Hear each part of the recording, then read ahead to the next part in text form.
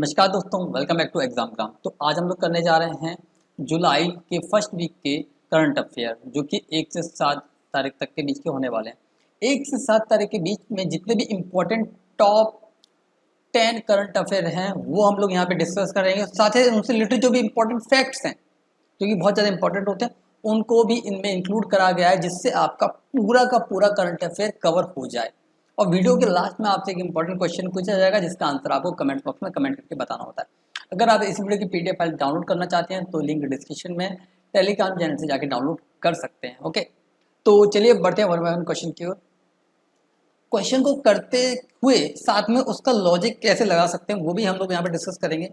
तो क्वेश्चन पहला क्या कहता है, हाल ही में किस मंत्रालय ने मासिक भत्तों के वितरण के लिए पे रोल, मतलब किस मंत्रालय ने, मिनिस्ट्री पूछ रहा है, क्या लॉन्च किया है पे रोल ऑटोमेशन, जिसको पद्मा बोल रहे हैं शॉर्ट में, का उद्घाटन किया है, जो भारतीय तटरक्षक बल हेतु 140 वेतन भत्ता मॉड्यूल है। अच्छा एक बात सोचो, मैं करंट अफेयर पढ़ाऊंगा वो बात अलग है, मैं एक चीज आपको सिखाऊंगा कि सोचना कैसे है ना, सोचना कैसे है। तो सीधी बात कह रहा है कि भारतीय तटरक्षक बनने, यानी कि इंडियन कोस्ट गार्ड। ठीक है, अच्छा एक कॉमन सेंस बताओ, इंडियन कोस्ट गार्ड किसके अंडर आएगा? रेल मंत्रालय के नहीं आएगा, कृषि मंत्रालय के नहीं आएगा, विदेश मंत्रालय के अंडर नहीं आएगा, रक्षा मंत्रालय के अंडर आएगा ना। कॉमन सेंस, अगर आपको नहीं पता इसका आंसर तो आप अगर पढ़ा भी नहीं है तो क्या लगाओगे? डी लगाओगे। ठीक है, डी लगाओगे। अच्छा अब बात आ गई कि आंसर क्या, आंसर तो है इसका ऑप्शन नंबर डी। चलो लॉजिक के थ्रू लगा दिया। अच्छा अब किस मिनिस्ट्री की बात हो रही है? रक्षा मंत्रालय, मिनिस्ट्री ऑफ डिफेंस। अच्छा हमारे प्रेजेंट टाइम पे डिफेंस मिनिस्टर कौन है? मिस्टर राजनाथ सिंह। चलो ठीक है, डिफेंस मिनिस्टर तो ठीक है। अच्छा बात किसकी हो रही है? इंडियन कोस्ट गार्ड की। अच्छा इंडियन कोस्ट गार्ड की अगर बात हो रही है तो इंडियन कोस्ट गार्ड के इस समय जो हेड हैं वो कौन है? वो है वीएस पठानिया। कौन है? वीएस पठानिया। अच्छा पद्मा का फुल फॉर्म क्या? पद्मा का full form pay roll automation and disbursement monthly allowance. ठीक है, तो इसका ये फुल फॉर्म है pay roll automation for disbursement of है यहाँ पे, है ना, मैंने फोर बोला गलती से, ये ऑफ है, ऑफ मंथली अलाउंस। ठीक है, is an automated pay and allowance model for the Indian Coast Guard. अब अच्छा इंडियन कोस्ट गार्ड के हेड कौन है? इंडियन कोस्ट गार्ड, चलो मैं ये चीज़ रफ कर दे रहा हूँ। ठीक है, अगर आप लोगों को जो चीज़ें मैं लिखता हूँ वो चीज़ चाहिए पीडीएफ में तो आप कमेंट कर देना कि सर ये जो आप लिखते हो उसको रफ मत करा करो, है ना। तो मैं रफ नहीं करा करूँगा, अदरवाइज मैं जो पीडीएफ दिया करूँगा वो आपको क्लीन दिया करूँगा, है ना। जैसे कि ये दिख रही है, अब देखो यहाँ पे BSF sorry Indian Coast Guard की बात करें तो इसके प्रेजेंट टाइम में हेड कौन है? वीएस पठानिया। अच्छा रेलवे बोर्ड की बात करें तो रेलवे बोर्ड के हेड कौन है? वीके त्रिपाठी। तो इस तरह आपको कंटेंट भी मिलेगा एडिशनल।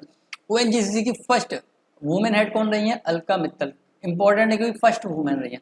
बीएसएफ के हेड कौन है इस समय? पंकज। ठीक है, शॉर्ट ट्रिक है BP, blood pressure, B for BSF, P for Pankaj. अच्छा करंट टाइम पे हमारे कंट्रोल जनरल ऑफ अकाउंट्स कौन है? सोनाली सिंह। अच्छा Indian counselling of historical research के इस समय जो न्यू अपॉइंटमेंट है वो कौन है? रघुवेंद्र तंवर। एसएसबी के नए हेड कौन है? SL thousand. एनआईए के न्यू चीफ कौन है हमारे? दिनकर गुप्ता। नीति आयोग के सीईओ कौन है?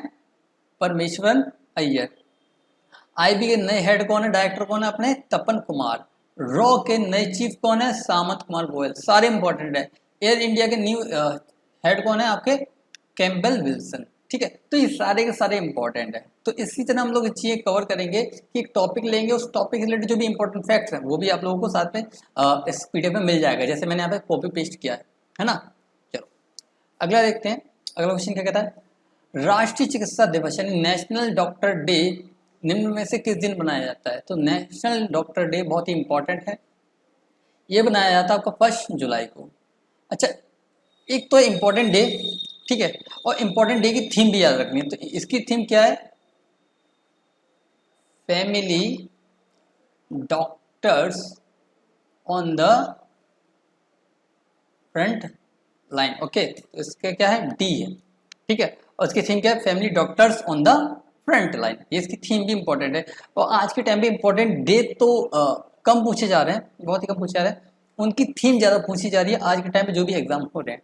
तो आपको डे इंपॉर्टेंट कौन सा है, उसका नाम और साथ साथ उसकी अगर थीम है तो वो भी याद रखनी है।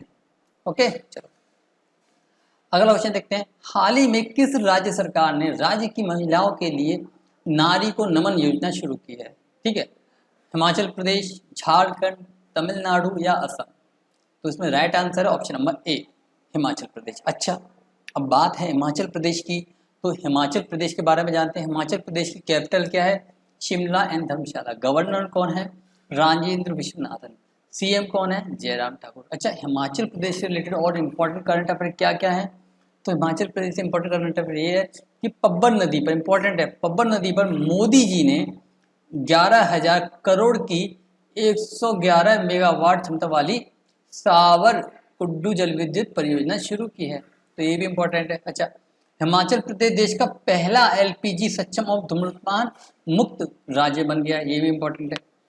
अच्छा, न्यू ज्वाइनिंग कौन है, न्यू हेड कौन है आपके हाई कोर्ट के हिमाचल प्रदेश? तो वो है अमजद अहतेश सईद, जिनको क्या है 23 जून को 2022 को हिमाचल प्रदेश के उच्च न्यायालय का 27वें मुख्य न्यायाधीश के रूप में शपथ ली। तो इंपॉर्टेंट क्या है, कौन से में न्यायाधीश बने हैं? तो 27वें न्यायाधीश बने, तो ये भी इंपॉर्टेंट है। अच्छा, सीएम ने राज्य की महिलाओं के लिए नारी को नमन, जो ये अभी करंट अफेयर वही है, नारी को नमन योजना शुरू की, जिसके अकॉर्डिंग क्या होगा कि सरकारी जो राज्य की बसें हैं उनमें उनको 50% किराए में छूट मिलेगी। तो ये सारे करंट अफेयर आपको याद रखने हैं। ओके, चलो अब अगला क्वेश्चन देखते हैं। भारत का सबसे बड़ा तैरता सौर ऊर्जा संयंत्र एनटीपीसी द्वारा किस राज्य में पूरी तरह से चालू किया गया है? ए कर्नाटक, बिहार, पंजाब या तेलंगाना? तो इसका राइट आंसर है ऑप्शन नंबर डी, तेलंगाना। अच्छा, तेलंगाना के इस समय प्रेजेंट पे हमारे सीएम कौन है? के चंद्रशेखर राव। गवर्नर कौन है? तमिलसाई सुंदरराजन। ठीक है, तो ये सारी चीजें मैंने यहाँ पे आपको दे दी है। अच्छा, हाल ही में तेलंगाना में डॉक्टर राजेंद्र प्रसाद, अच्छा डॉक्टर राजेंद्र प्रसाद कौन है? इस समय union minister of state for science and technology है, जिन्होंने क्या किया है, अभी इंडिया का पहला ओपन रॉक म्यूजियम खोला है, का उद्घाटन किया कहाँ पे? तेलंगाना में। ओके, तो ये सारी चीजें भी मैंने यहाँ पे आपके लिए ऐड कर दी है।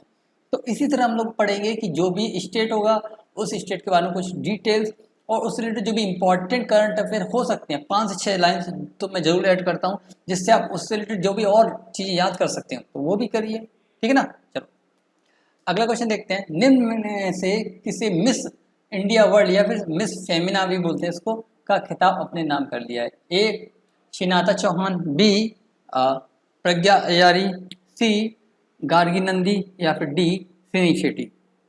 सोचिए इसका आंसर क्या होगा। आप लोगों ने अखबार में भी ये चीजें पढ़ी होगी।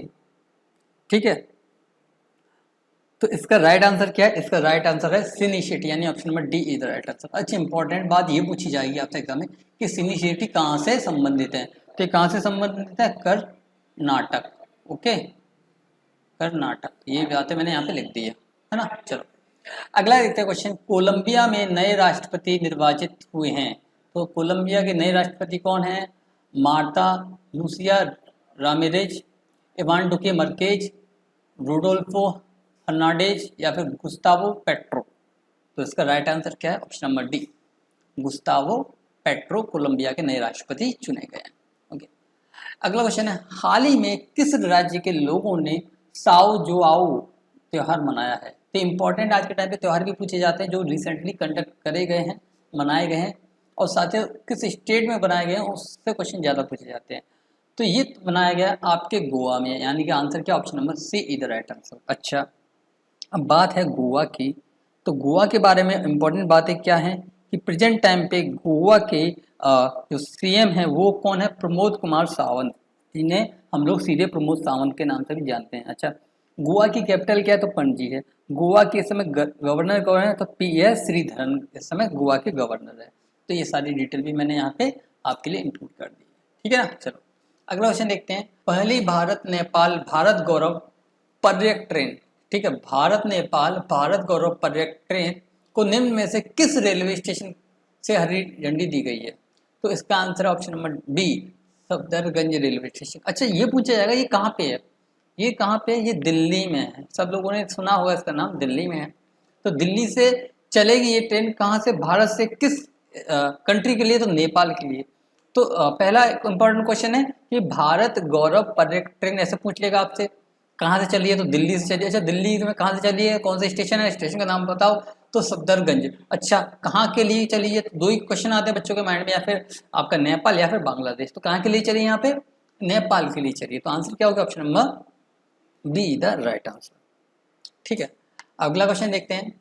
निम्न में से कौन सा राज्य के कर्मचारियों पेंशन भोगियों के लिए चिकित्सा बीमा योजना मेडिसेप शुरू की है? तो केरल ने हाल ही में ये योजना शुरू की है। अब बात है केरल की, तो केरल की कैपिटल क्या है? तिरुवनंतपुरम। गवर्नर कौन है? आरिफ मोहम्मद खान। सीएम कौन है? पिनरई विजयन। ठीक है, तो ये सारी इंपॉर्टेंट बात है किसके बारे में? केरल के बारे में। अच्छा, केरल से रिलेटेड इंपॉर्टेंट फैक्ट्स और कौन कौन से हैं? कोच्चि जल मेट्रो।